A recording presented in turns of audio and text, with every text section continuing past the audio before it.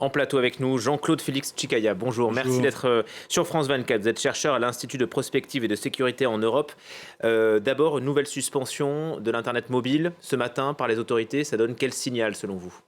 Ceci est vécu comme une volonté de freiner, c'est un euphémisme, voire d'entraver la volonté populaire et civique du peuple sénégalais. C'est bien le creuset du peuple sénégalais, le creuset démocratique du peuple sénégalais qui s'organise de manière multiforme, multidimensionnelle. L'organisation de la société civile a décidé devant ce frein ou cette entrave, chacun le verra et le considérera comme il le veut, comme il le souhaite, mais en termes de responsabilité, de repousser la date. Mais ça ne repousse pas le creuset sénégalais qui est dans la rue, pas seulement aujourd'hui. C'est pas une éruption, comme certains voudraient le faire croire, mais au contraire, ils démontrent que la démocratie, ils en sont fervents pour beaucoup, pour la majorité, et organisent une manifestation qui aujourd'hui repoussée avec certaines lignes du communiqué du ministère de la Communication ou du préfet qui quand même sont assez sibyllins ou vont sûrement dans les conférences de presse de l'opposition, de la société civile vont sûrement être mis en exergue et contestés avec un argumentaire intellectuel, citoyen et politique. Mais on voit bien que tout ce qui est fait de la part du pouvoir et même de cette alliance un petit peu baroque entre le pouvoir et un parti de l'Assemblée nationale ne suffit pas à convaincre un Sénégal qui est vent debout devant un report avec un fond d'écran qui est plus politique. Donc il y a vraiment un face-à-face, un bras de fer qui s'installe et qui va s'installer dans la durée, selon vous, ou est-ce que le match est plié? Alors, qui s'installe dans la durée, c'est que ce report l'installe, voire l'instaure dans la durée. Parce que les élections on était à quelques encablures, le 25 C'était la veille de la campagne officielle. Février. Donc là, le 15 décembre, premier tour. Donc le deuxième tour en 2025. La passation de pouvoir un peu plus vers le février-mars 2025.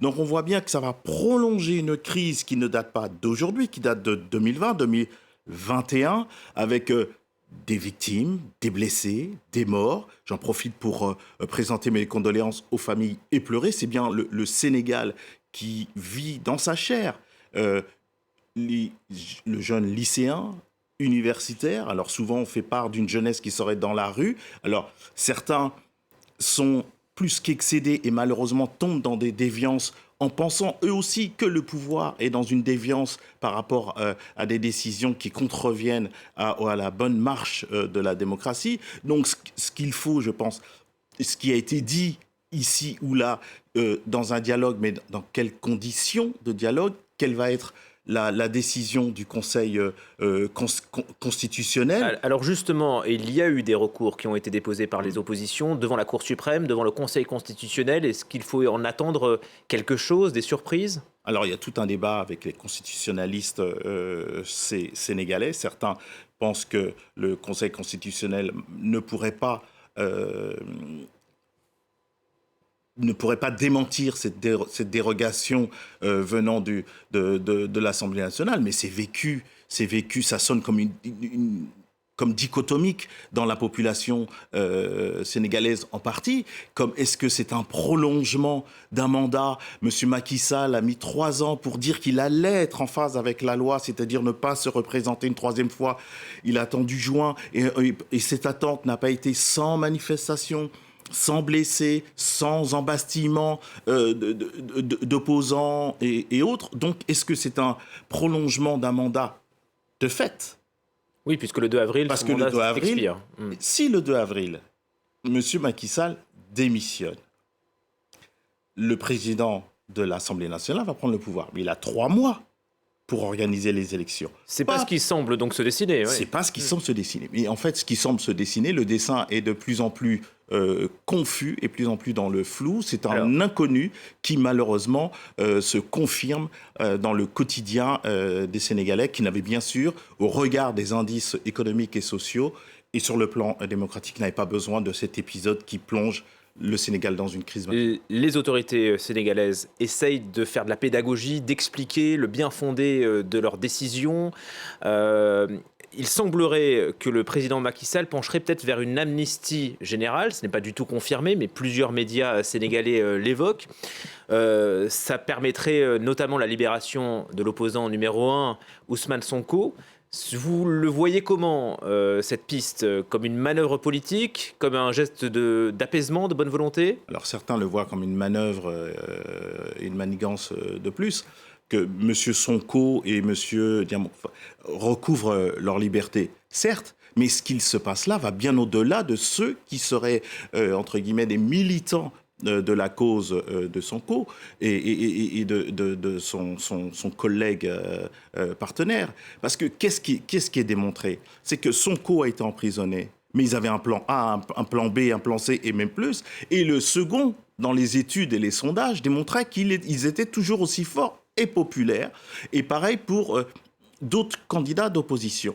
Donc ça ne veut pas dire que les yeux rivés sur les sondages et les études, le camp présidentiel avait donc perdu au deuxième tour, mais tout concourt au moment où la décision a été prise qu'ils étaient en difficulté. Mais cela arrive en politique. Donc les remettre en liberté. Donc ça remet. Donc pourquoi les avoir accusés de tout? Et certains diraient, et d'aucuns diraient, de n'importe quoi pour les amnistier ou les gracier. Donc ils vont revenir dans le jeu, peut-être dans le jeu démocratique. Même s'ils ont été condamnés par la justice sénégalaise. Même s'ils ont été condamnés. Alors que va dire la justice et que vont dire les Sénégalais? Donc ça en rajoute à la confusion. Donc voilà, le Sénégal est dans un inconnu. Donc c'est pour cela que le fait que le creuset populaire et citoyen manifeste, pas aujourd'hui, mais peut-être en fin de semaine, c'est bien l'inversion presque. C'est bien la démocratie qui s'empare des rues, j'espère de manière, comme ça a été dit, pacifiste, voire silencieuse, oui. Mais c'est beaucoup plus éloquent en termes de vouloir protéger l'aspect et le creuset démocratique. Confusion aussi avec cette lettre, confusion ou pas, vous allez me dire, de deux anciens présidents sénégalais, Abdou Diouf et Abdoulaye Wade, qui appellent au dialogue. Alors, est-ce que ça veut dire, voilà la lettre, est-ce que ça veut dire qu'ils rejoignent, selon vous, le camp présidentiel? Est-ce que vous y voyez une alliance? En lisant la lettre, on pourrait le croire, sauf que ce sont des anciens présidents qui ont connu aussi des crises. Pour l'un, qui a eu parfois des décisions contraires, mais qui sont toujours écoutés, voire qui ont, à présent, c'est pas qu'ils soient absous par la société sénégalaise, mais qui sont vus comme des sages. C'est des personnes qui sont écoutées aussi parce qu'il y a le droit d'aînesse qui est très fort en Afrique. Ça fait partie de l'équation, le dialogue fait partie Mais quelles conditions du dialogue? La majorité de la population, 75%, à moins de 35%, ça ne veut pas dire que je jette... Voilà, de 35 ans. Ça ne veut pas dire que je jette, je vous hégémonie les personnes âgées et je couvre de toutes les vertus la jeunesse, mais sauf qu'il y a quand même des aspirations nouvelles. On voit bien que l'arrêt d'Internet temporaire, provisoire, à certaines heures, ne va pas freiner. Au contraire, va peut-être aiguiser... pas les appétits, mais aiguiser peut-être les frustrations.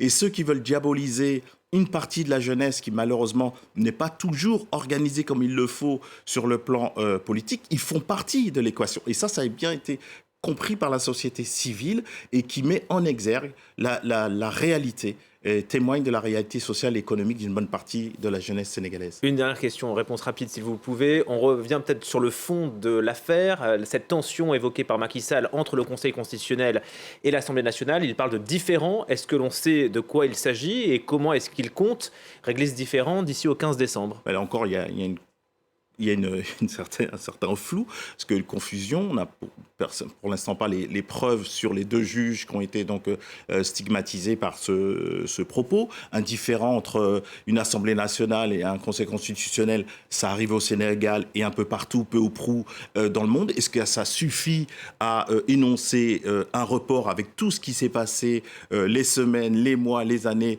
Le peuple sénégalais répond. Certains diront la bonne réponse est pour la majorité du peuple sénégalais qui dit non, ça ne suffit pas à un report. Et au sein de la majorité qui a su créer une alliance un peu baroque, un peu inattendue avec Monsieur Karim Ouad. Vous voyez, donc, ce qui a pourtant la majorité, entre guillemets, démocratique, c'est plutôt le peuple, plutôt que, même si Monsieur Macky Sall est bien sûr l'élu du peuple et le président du Sénégal, mais il est contesté. Il va falloir vraiment trouver les voies et moyens des plus démocratiques pour que la paix civile et que le peuple, le creuset du peuple populaire qui voulait manifester aujourd'hui soit entendu. Merci infiniment Jean-Claude Félix Tchikaya d'avoir répondu à France 24.